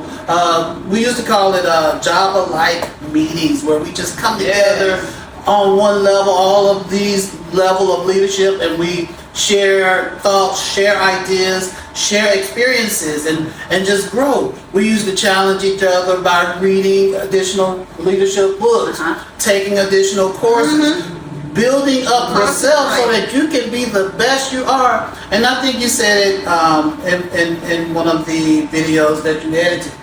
You have to learn to blossom where you are, because that prepares you for the next level of growth. Stand out on the level that you're on. Yes, blossom where you are. And once you've done what everybody that, else is doing, then that's not leadership. that's not leadership. Take initiative, take charge, and show that you're willing to do a little more. Yes. And know that you may not get paid for that. Exactly. But that's what it's going to take, because someone has to stand out. Because a lot of times when people are looking for leaders, they will look within the organization first, but there's no standouts. So then we're gonna go outside, And so that's my thing. I always stood out, and I was just automatically I just literally was quiet and was the best at what I did. And when they came by and they saw that, when they thought of a leadership role, they were like, "Oh, she can do it." And so then I did it. Or they would come in and say, "Hey, can you show the other teachers how you did this?" And then I would do that. And then from there, then you would start to go up. Then I had to ask myself, well, then, what do I need to do and what do I need to know in order to do this? So I figured out what position I want, because I always met a bunch of people, I'd be like, oh, I can do that. She's not even that smart. I can do that over her. But she had more credentials than I did, so I had to get them credentials. We ain't got those. We got the credentials. And then I get my credentials, and it's like, now where do I need to place myself so the right person will see me? Because you immediately start applying, but you don't know nobody. Right. So it's like, girl, you one of 3,000. So then when you do see somebody, or you do meet somebody, and you be like, hey, they really like you, but they be like, hey, listen, this is what I want to do. Hey, let me call somebody. Oh, hey, let me think of this. So it's like, that's where you start. And then every time a leadership role comes about, and maybe not getting paid, go ahead and volunteer for it. And I didn't think, oh, that's a lot, but people are going to have to, it's so many people that want to be leaders. And there's only going to be a small amount of roles. How will you stand out to get that role? So tell the right person, and also don't expect them to do that for you. Because I've had people, well, I want you to help me. Oh, we've had people that would apply for a job and want to put in as a part of them being hired, you have to let me this year, like, shadow somebody. I want to shadow the coaches because I want to be a coach. Okay, that's fine. If we hire you and we put that in the contract, the agreement, that you can shadow them, that's fine, but that doesn't mean we're going to hire you when you finish shadowing them. You know what I mean? But we might. But I've had people that felt entitled after that too. So think about that. Ask people to hook you up or help you out, and they help you out. That doesn't guarantee you're going to get something. You still have to do the work. But yeah, so that would be my advice. I would just say, figure out what leader you want to be and start being that leader right now. You know, because I always thought about, I'm going to have to be prayed up. I'm going to have to be compassionate. When I saw leaders making hard decisions, I was like, what decision would I make? And then you got to make sure you're not focused on pleasing people. You got to make sure you're focused on doing the right thing. So I have to always go back to, what's the agenda? What is the policy saying? What's the best thing for the kids? I'm here for the kids. Then, I have to think about those things and then make my decision. Yeah. If I couldn't make everybody happy, then I did the bottom line, whatever the hard decision was, to make sure that whatever I was supposed to do moving forward, or to move things forward, it moved forward. And if that means I couldn't focus on somebody and give something that they wanted, that's what I did. So as a leader, you got to look at all the encompassing. Who am I going to be? How am I going to treat people? Am I qualified? I do not like when I'm asking a leader a question, they don't know the answer. That's a problem for me. When there's something the latest thing going on in education, the paradigm shift, we're asking you about it, you don't even know what that is. Even if, say, we're talking about a certain curriculum or a certain technique, you don't know the exact curriculum, exact technique, or the exact book I'm talking about. But do you know of what I'm talking about? So never heard of it. Like, you don't know, so that was the issue for me. And that's why I don't like leaders that are not qualified for their position, because there's a lot of that going on. I made sure I was qualified for mine. So that's what I would say for you. Do the grunt work, and there's going to be opportunities where you're going to be in positions that you didn't even get the experience to do, but you're going to be able to do them because you've had experience in other areas. So be all encompassing. That's what I would say. And if I may, Doc, the Bible tells us to study to show thyself approved. Period. Look here. Study. Study. Know what you're doing. When you blossom where you are, you're more likely to be identified as potential leadership candidate. So blossom where you are. The way that I got identified as a potential leader was my students excelled, and my scores were better, and they really wanted to know, how'd your math scores get so high? Yeah, what are you doing? What are you using? And that is how people started to recognize, hey, I know what I'm doing in math now. I was kicked out of every math class I ever took in high school, but I know what I'm doing. Right. And I know how to convey that information. Kids learn from me. And that's how my first leadership role wasn't even leadership per se. I was selected to write math assessments for the district because of my ability to teach math. But no one would have known about that unless my students excelled, unless I blossomed where I was as a teacher. So from going from a teacher to an assessment writer, to evaluating other curriculums, to coaching teachers, and then to the school leadership, district leadership, and so many other things. Yeah. But it all started because I blossomed Where you were. where I was planted. Yeah. And that's when you become the standout. People need to be like, who is this person? And from there, like how you had someone leave and say, hey, make sure you take care of this person, because they see it. Yeah. And so they'll take care of you, hopefully, while you're there. But when they think of something comes up, so can do it. Yeah. Let's say somebody can't show up for something and need somebody to replace. Oh, we'll go get so. Let me, because a lot of times, your boss always be like, I want to try this out with you. I'm going to put you in this position. I'm going to see what you're going to do. I got that a lot. Yeah. I'll be in the room and they be like, okay, hey, call me to the office for a meeting. I'll come up there. Hey, we're going to try this out. Okay. But they wouldn't even thought of me if I wasn't a cut above the rest of them on what I would say my level. So good. Thank y'all very much for that. I think people need to see it from a leadership perspective, because most of the time they think, we just, like I said, we're in this job to tell people what to do, and that's not really what we're here to do. Far because from it. it's so much that goes into that, and you can't tell people what to do if you don't even know what to do. Exactly. So you do a lot of planning, you do a lot of reading.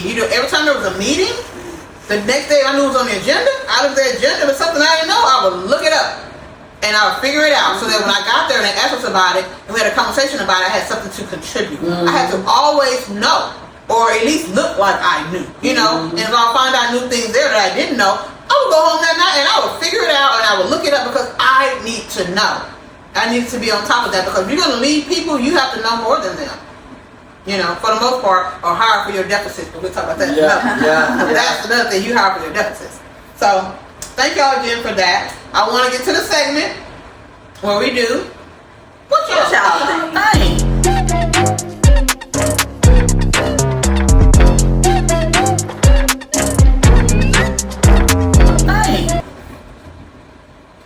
Alright, so for what y'all think, one-on-ones. Now I have 3 different scenarios. They're real quick. We're not going to give, each one of us don't necessarily have to answer each of the scenarios. But the first one is a one-on-one, which we've talked about before. We call them O3s because of the one-on-one, the O. So what an O3 is when you connect with your boss, well, when you talk with your supervisor, manager, or whoever, one-on-one. Usually they're structured. I would hope they are.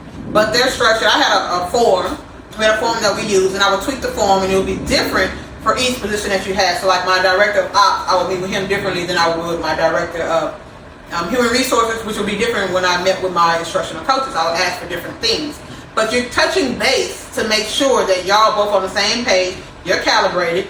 The boss, this is what I wanted you to do. Let me see if you're doing it.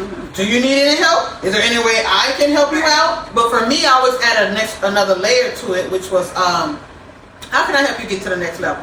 What else do you want to do? What certification you need? What training do you need? You know, and I added that on there. So every time they met with me, which is once a month, I need to know what you're doing to work on that to move you in the next direction. Because you're here with me, but we're all not stopping here. We're here for a little bit, but we're not stopping. So how can I help you? So I added that layer to it, and I know everybody don't necessarily do that. But this is what one person wrote in to say. They said, I tend to lack. Okay, so when they have their one-on-one with their boss, they said, I tend to lack good topics or bullets to discuss with my boss in our weekly one-on-one connect. He expects me to set the agenda. However, I am fairly new from being promoted from a manager role. Any topics that are worth mentioning, I usually already have asked my peers the answers, so I don't need to discuss it, with my boss. Any suggestions on how I can show up strong to these one-on-one meetings and things I can discuss? I personally think it's an opportunity.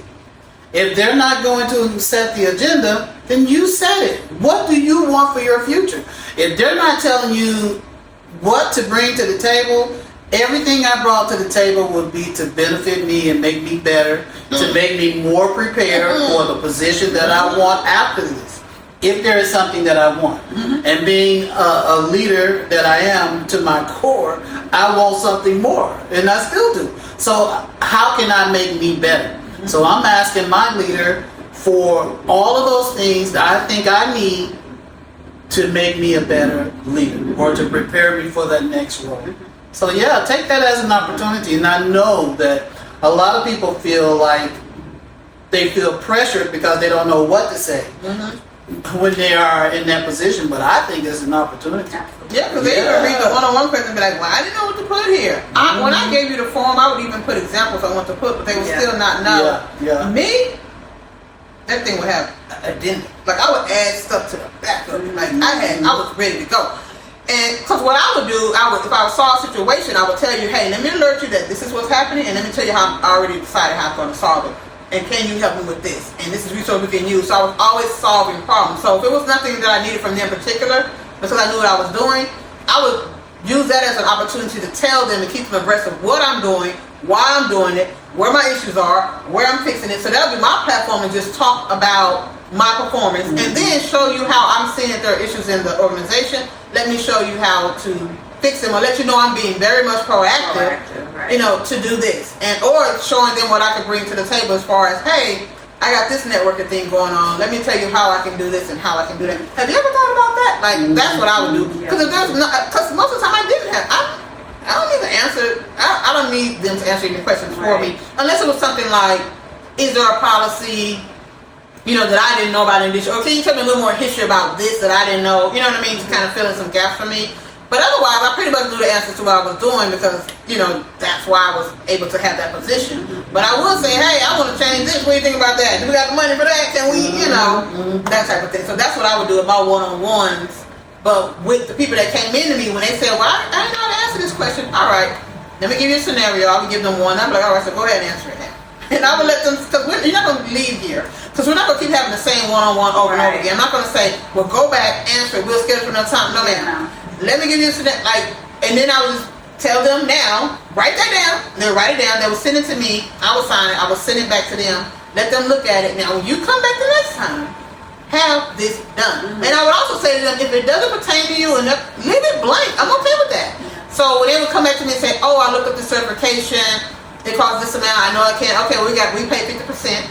You know, so then they I said, when we come back the next time, I want to know that you already felt the application. Oh, okay. They'll come back and be like, I did. You know, and like, because like our director Ox, he was in the trainings, he was rocking them, he was so excited. He was like, oh, no one's ever told me to do this. He even got his wife in on it, wanted me to train the wife. You know, it was a thing, but it empowered him because, okay, we didn't talk about in here, let's talk about how you go into the next level then. So if you don't have anything to talk about as it pertains to your job, talk about how you want to move to the next level, or talk about how you saw how things are not working in one area, how can I fix them? And just let it be about that. Yeah. Until you do have a question. What do you say?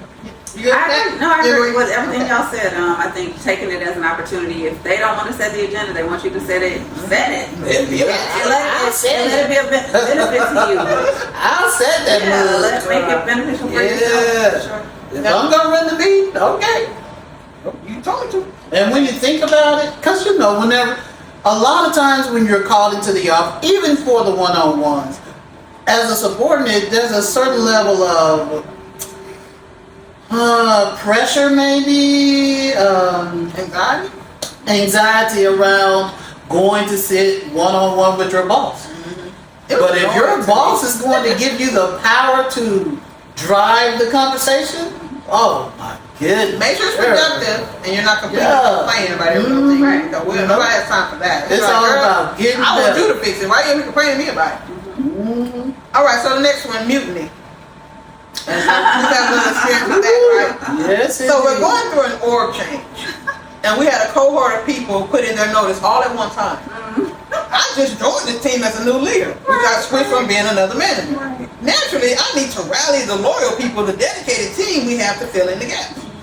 I want to both motivate them and to act quickly to expend more effort from them, you know, using good judgment, you know, not trying to create more time for them, while acknowledging that their teammates are leaving.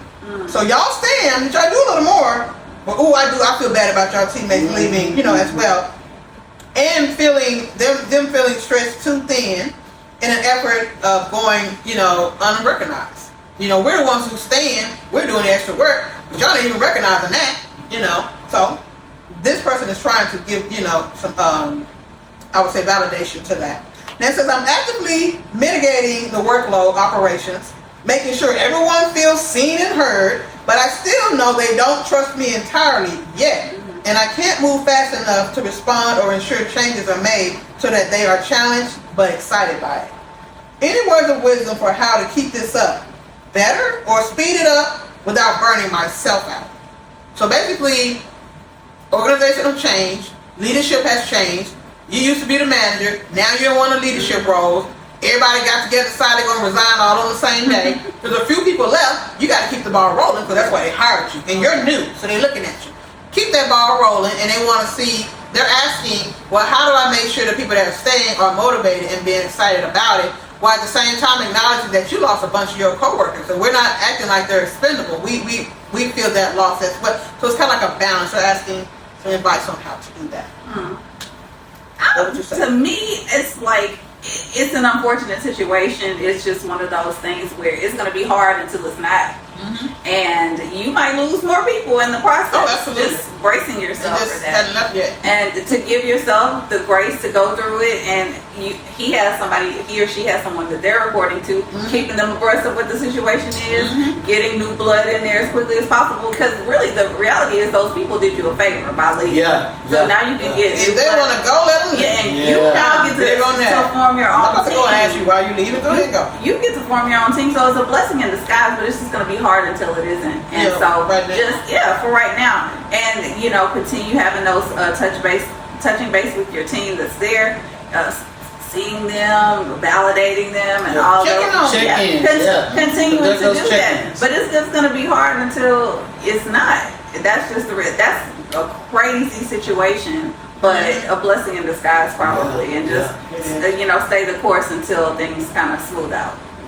And I agree with that, and I would say, if anyone wants to leave your organization, let them. Always. They're doing themselves and you a disservice if they stay. And they're in our line of work, they're also doing the kids a disservice. So you are better off to just let them go. What did Fantasia say? And go ahead and free yourself. Go with God. Go with God. Go with God. Take the Lord with you. And love me, then don't talk to me. Right. Wow. But for your crew that's left back and they're in the trenches, communication.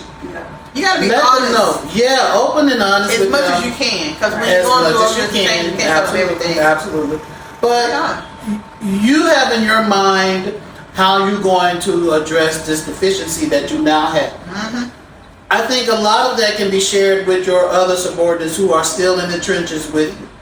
Don't let them be totally blind.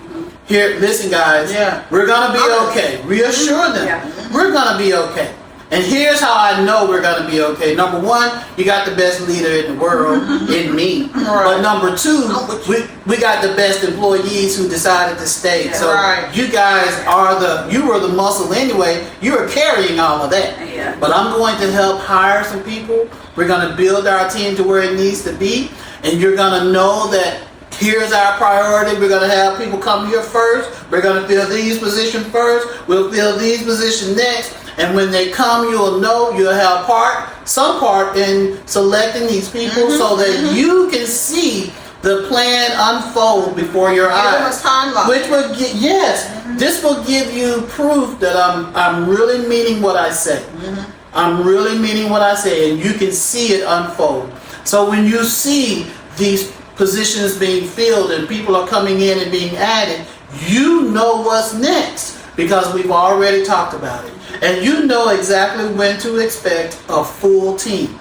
And by this drop dead date, we should be rocking and rolling. And in the meantime, though, you have to, pressure with support, right? Pressure with support, yeah. So with the Yeah, support, yeah. you have to make sure you're making them feel good in any way that you can. So if you're having them do extra work, then maybe provide lunch for them at some point.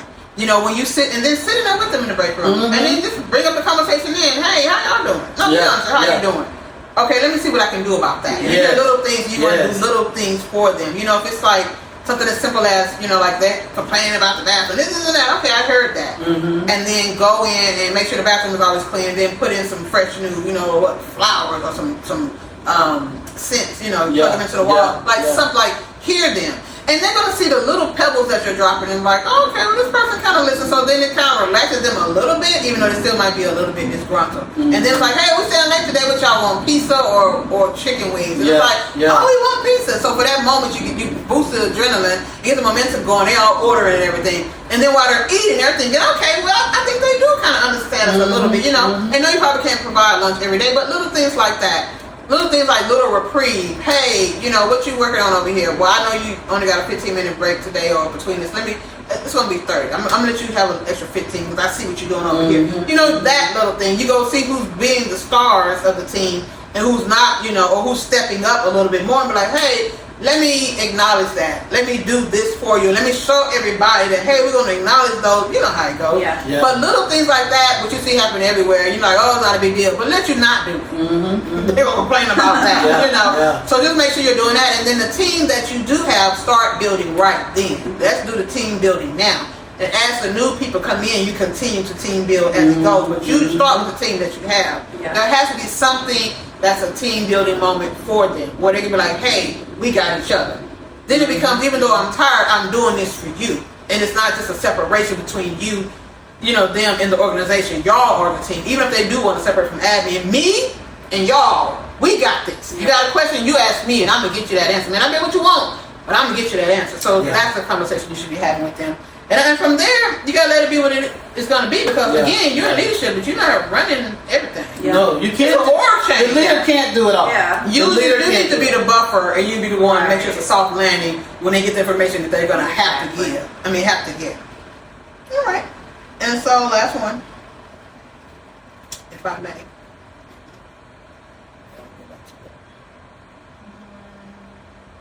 Okay. This one says, it's a lot. I'm going to cut it down. I've been in leadership for 5 years, senior director for 3. I enjoy what I do and I have a great relationship with my team, but I'm worried that there may be a lack of respect within certain things, and I'm not sure how to handle it. So in a nutshell, they've called an employee in a lie, they've emailed them, asked them to review the email and respond by Friday. They just flat out didn't. Just act like you didn't give them a deadline. So then there's a couple of instances where this same person is like mocking them. Like they'll say something else, mimic it back in front of everybody. And then I'm considering writing this person up on Monday, but would that be too harsh? That's what they asked. Oh, okay. And then the second one is I promoted someone to lead who was underperforming. We talked about that earlier. You know how you recommend somebody for something and then they just fall to the wayside or make you look bad? He's going through life events. So I'm trying to be understanding, but it's just ridiculous. They call out all the time. They don't follow procedure. They're defensive when they receive feedback. How soon is too soon to demote? Would you demote and decrease pay? I'm beginning to worry that my office environment may be too casual, so I plan to model the appropriate behavior, and increase accountability. Do you guys have any other suggestions? I appreciate any advice. Happy Sunday. Woo, girl. So I'm a recap. They've been in leadership for 5, senior director for 3, but they feel like one particular employee is being disrespectful. They're not making the deadlines that they clearly tell you, email me and respond by Friday, and then have the audacity to mimic them in front of other people. So their question is, first, they consider writing this person up. Do you think that's too harsh? I think. Go ahead. No. Because I might be a little too passionate about this. Okay, yeah. We've been here. It's just bringing to mind, again, the previous conversation we had about boundaries. When you check things when they happen initially, there's no space for that to continue happening. That's true. So, particularly as a leader, you can't really let things like that go unchecked in, because those things have a tendency to permeate and spread to the rest of the team if you allow it to. And they lose respect for you. And so, exactly. And so, I think it's already gone on too long, because that first time there was something disrespectful said. As a leader, you must say something. Right. You have to say something. You caught them in a lie. An unresponded to email. Like, right. These are things you me by Friday and you just didn't do it. This is very evident that we keep saying they're playing in your face. Yeah. Because they stumbled over their words and they mimic how they stumbled over their words. Oh yeah, they're seeing how far they can take it with you. They clearly have no respect or regard for you as a leader or as just a person. This is not even how you should handle a colleague or a stranger. It's disrespectful. Exactly. And so yes, you definitely have to check it. It's overdue. And so, I would say handle it quickly. But what is it moving towards? Firing or? Well, right now for this particular employee, they're going to write them up. They just want to write them up. Let them know what it is. Yeah, I think because now you're starting a paper trail now that you should have started the first time. But now if you want to start, you about to start a PIP. Right. Performance and improvement plan. Exactly. Absolutely. Because now this is not that's and it's going to be on professional. This is indicative of somebody's nature, their character. For you to be in a professional setting acting like that, that's just not somebody you want on your team. It's professional. So you haven't met a deadline. The clock is starting now on you pulling the paperwork together to get them out of there. Because something is so egregious that you're gonna have to stop it right away. Yes. That's already grounds for fire. Professionalism, page 4 of the handbook. Page 4. Listen.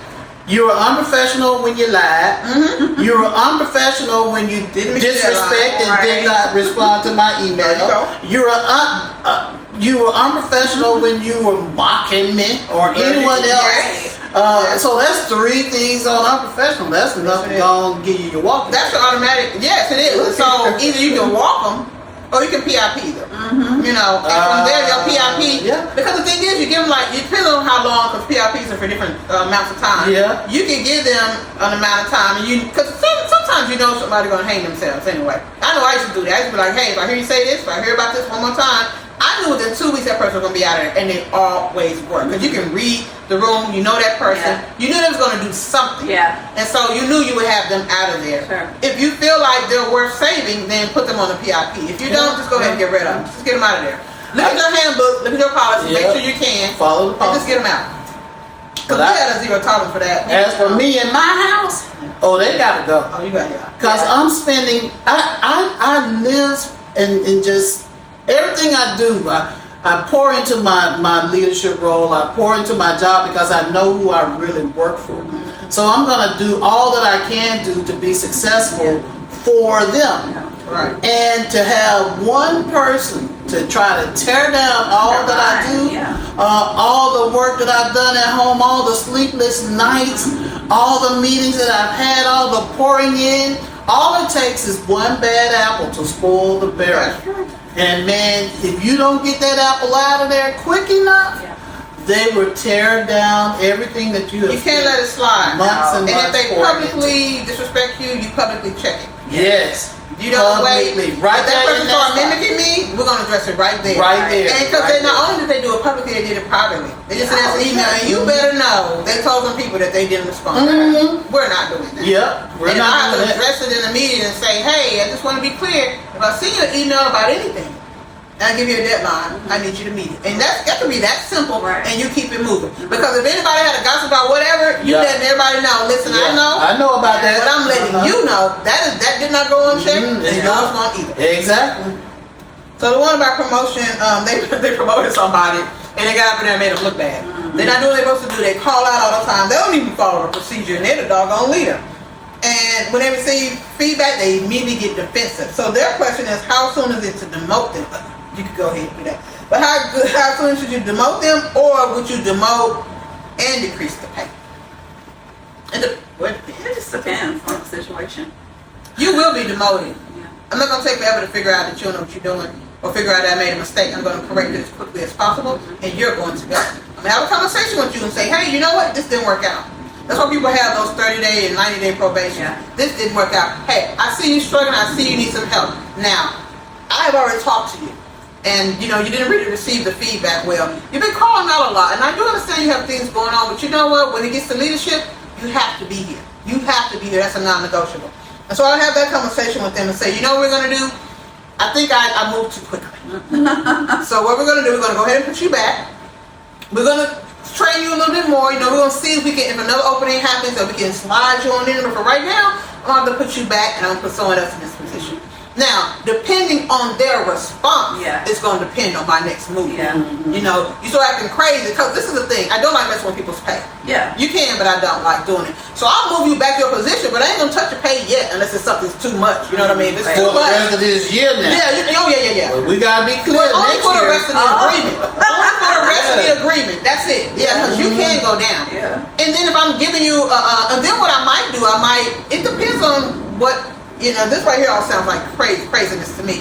But if it's whatever the situation is where they're calling out, that might be affecting their work ethic. If they can get that in check, then I might give them some help. I might say, hey, let me get you some help. Oh, you know what? I need to give you a little training. So I'm going to have you shadow some people for a while. So I'll figure out, first of all, are you even worth keeping? If I know what it is and I see the writing on the wall, I'm going to go ahead and get rid of you. I don't have no problem making a quick decision, because I don't have time for the fallout of the failure. So I will decide if you're worth keeping. If you're not, go ahead and demote you. You act a fool, you're fired. Secondly, I will go ahead and keep you where you are and have somebody shadow you if you're worth keeping. But if I find that you just don't know much of anything, I'm going to have to go ahead and just move you back on down, keep you at your pay, and then actually put in real effort to move you back up. So that's the 3 scenarios I would give. You're very generous. I know, because I know that's our balance. They'll be like, get them out. Hold on now. Look here. Because I'm really trying to, because I know sometimes people just have times in their lives where, because usually when you promote somebody, you're promoting the person that you know. But they might be going through something, which means they're acting out of pocket.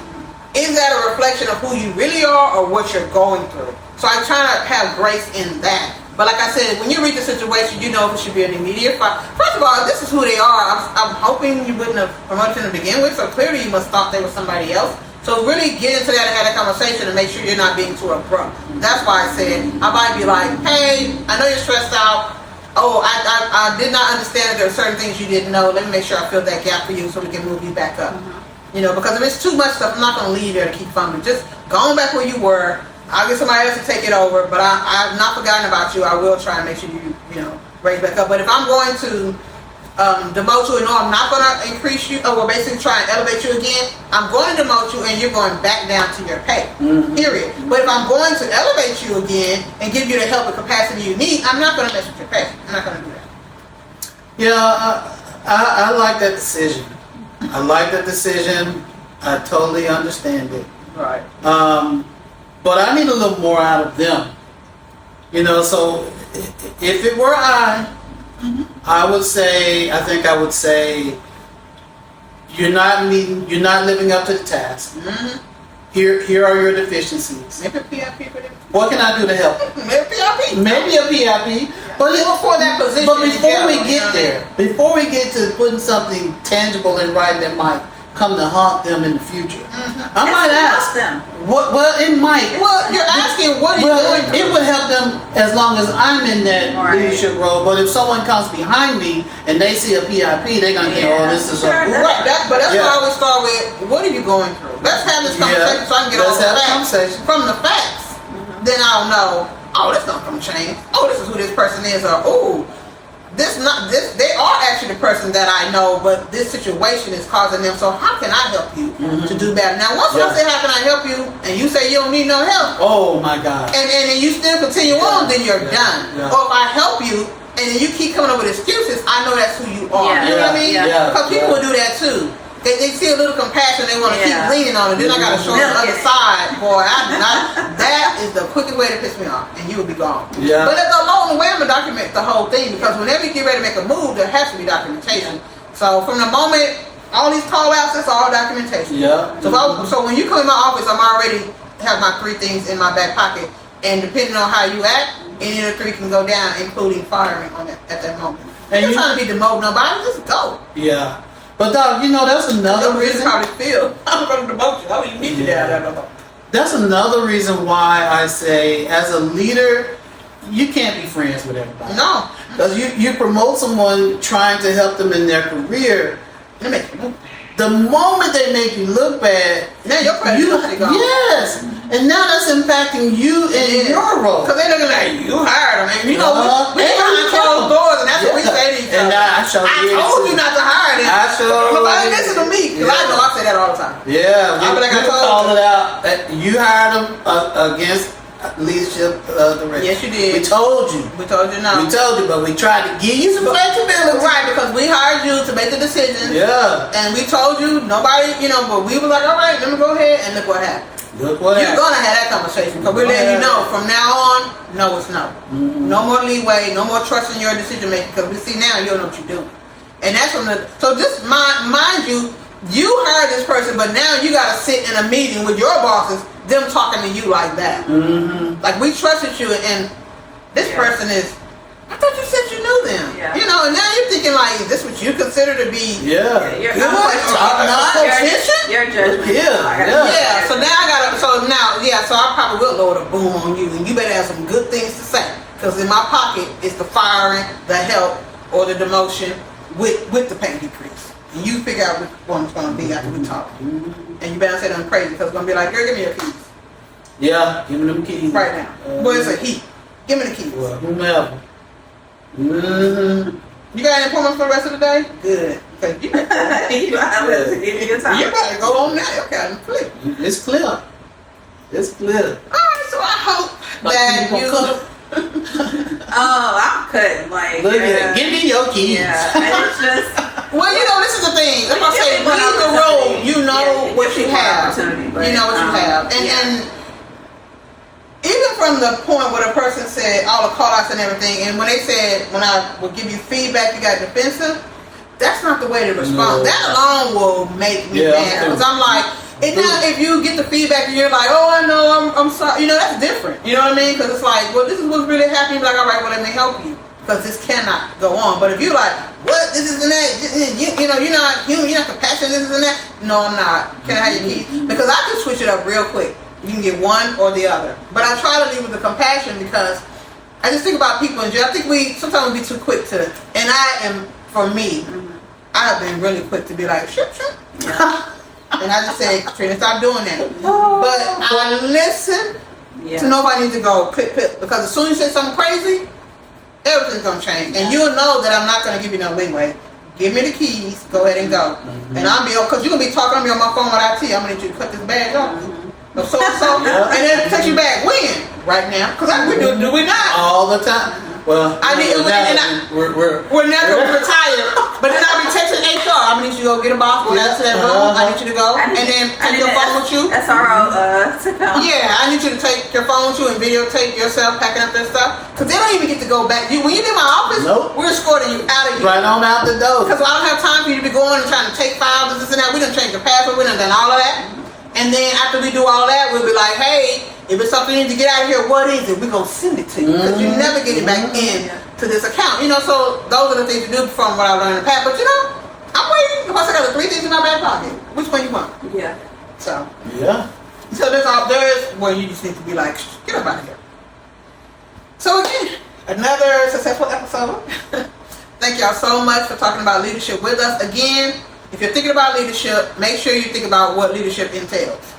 It's a big job. And just like there are pressures on your level, whatever you're doing, the grass is not greener just because you're telling people what to do. Because you're the bottom line. So when the axe comes down, it's going to come on you first. And when it comes to leadership, we don't want to hear the excuses. So if you're willing for that responsibility, then go into leadership. And with the thing, also with in mind that you're dealing with people, and people need grace. And people, you need to have your humanity side as well. You need to build that as far as, and while you're building your experience. Think about that as well, because, you've dealt with probably horrible bosses and good bosses. Take what you saw from them to figure out what your leadership style is and move with that. Okay, with people in mind. So, the harm of none for the good of all. All right, so thank y'all again for joining us with this episode of Doctored Up. Come on now, episode of Doctored Up. And we will see you next time.